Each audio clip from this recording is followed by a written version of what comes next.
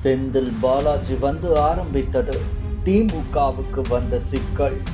அரசின் கஜானாவுக்காக இப்படியா?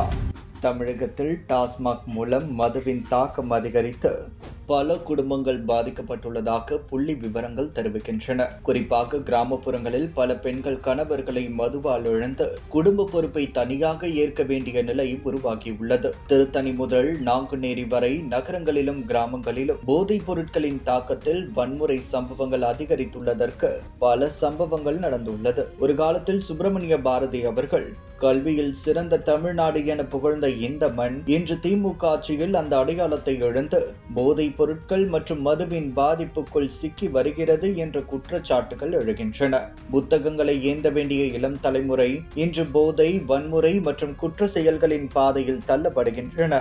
இதனால் மாணவர்களின் கனவுகள் மூழ்கி வரும் நிலை உருவாகியுள்ளது. இது ஒரு முன்னேற்றம் அல்ல, தமிழகத்தின் எதிர்காலம் பாதிக்கப்படுவதற்கான எச்சரிக்கை என விமர்சனம் முன்வைக்கப்படுகிறது. 2021 6852 இருந்த போதைப் பொருள் தொடர்பான வழக்குகள் 2022 10,000 கடந்துள்ளன என்பது ஒரு பெரிய உயர்வாக கருதப்படுகிறது. இது ஒரு எண் மட்டுமல்ல, நிர்வாக தோல்வியின் அடையாளம் என்றும் சொல்லப்படுகிறது.